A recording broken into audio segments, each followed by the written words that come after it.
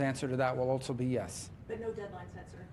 Well, the deadline is we hope to do this as soon as possible. Every day that goes by that this war continues, people die, people are bombed, people are hurt on both sides of this conflict. The president wanted this war to end yesterday and the day before. The president's been clear he wants peace. And so we wanted to see it as soon as possible. So our hope is that the Russians will answer yes as quickly as possible so we can get to the second phase of this, which is real negotiations, not never-ending dialogue, talk forever, but real negotiations to end this conflict in a way that's acceptable to both sides, sustainable, and that ensures the stability and security of Ukraine for the long term. And on the goodwill gesture, is there anything like the return of the stolen children or anything that you're expecting in return? Look, we've discussed a number of things, prisoner exchanges, folks that were detained and what have you, but the fighting has to stop. I mean, that's what we agreed today. And just think about it. We've gone from if the war is going to end to now how the war is going to end, and this was an important first step, and that was under President Trump's leadership. He has literally moved the entire global conversation to where we had a very senior Ukrainian delegation with us today. We've had engagements with our Russian counterparts, and now it's how the war is going to end, and that's under President Trump's leadership. Just to answer your question one more time, the goal here is peace. That's the president's goal.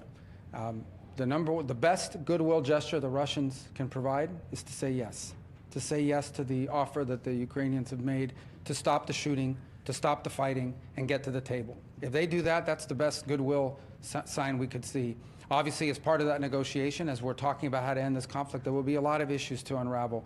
Among them, not the least of which is the humanitarian concerns, the children, the prisoners of war, all the things that sadly come with these conflicts. But the number one goodwill gesture we could see from the Russians is to see the Ukrainian offer and reciprocate it with a yes. And next, for Reuters, Daphne Saladakis. Thank you so much. Could you clarify what security assistance will be resumed? Does this include the PDAs? And why wasn't the minerals deal signed today? What are the outstanding issues there? And if I may, is the relationship with Ukrainian President Zelensky back on track? Do you back him? Well, let me answer the second or the third. You had two, and then I'll let the security advisor talk about the defense and security assistance. On the second question, well, let me answer first on the minerals deal. As part of our communication today, that is something that was negotiated through our Treasury and his counterpart on the Ukrainian side.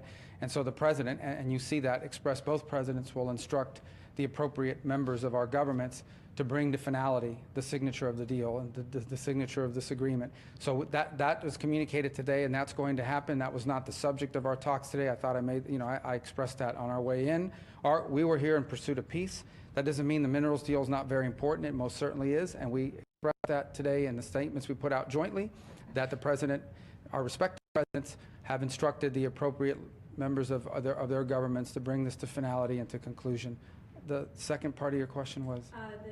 Does the security assistance include? No, there was one after that. And the Zelensky relationship There we go. back on track? Yeah. What's back on track here, hopefully, is peace. That's what matters the most. I know everyone's looking for who likes, this is serious stuff, okay? This is not Mean Girls. This is not some episode of some television show. This is very serious. Today people will die in this war. They died yesterday, and sadly, unless there's a ceasefire tonight, they'll die tomorrow. The president wants that to stop. That's what he's interested in here. That's why we came here. That's why we're grateful for the Kingdom of Saudi Arabia hosting us here. And what we leave here with today is a commitment that the Ukrainians are ready to stop fighting. They're ready to stop the shooting so that they can get to the table and bring about peace for their country and for the world on the security. Well, I mean, I just can't echo enough. President Trump's president of peace. That's what he's demanding, and he's willing to take tough measures on all sides to drive that home. And in terms of the security assistance, it's the current presidential drawdown authority. I'll refer to the Defense Department on the eaches of what munition was where in the process, but it's the current PDA that will proceed to the Ukrainians. All right, everyone, thank you. Thank you. Thank you very much. Thank you. Thanks for Effective your immediately. patience. Yeah, thanks for your patience. Yeah. You guys are wrong.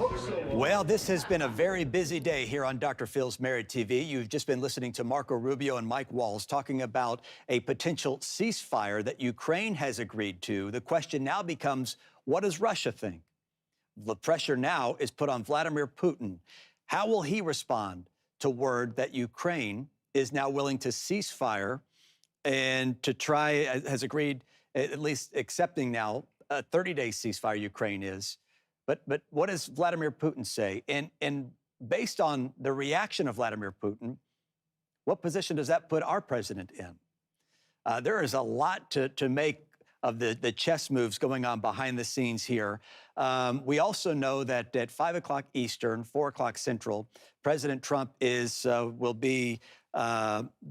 a press briefing after a business roundtable with roughly 100 or so CEOs across the country, in which he's obviously talking about tariffs, the economy, the Dow today that we've been watching. So there is a lot of news happening right now on Dr. Phil's Married TV, and we will bring you much more tonight for the news on Married TV. But again, we will break back into programming as news warrants, because when news hits your timeline, we break into coverage to make sure that we have you covered. So the next thing that we have on our agenda is the 5 Eastern news conference with President Trump, where he will no doubt talk about all things Ukraine, the economy, Russia, and so on. But for now, we will send you back to Dr. Phil Primetime, which we will join in progress now.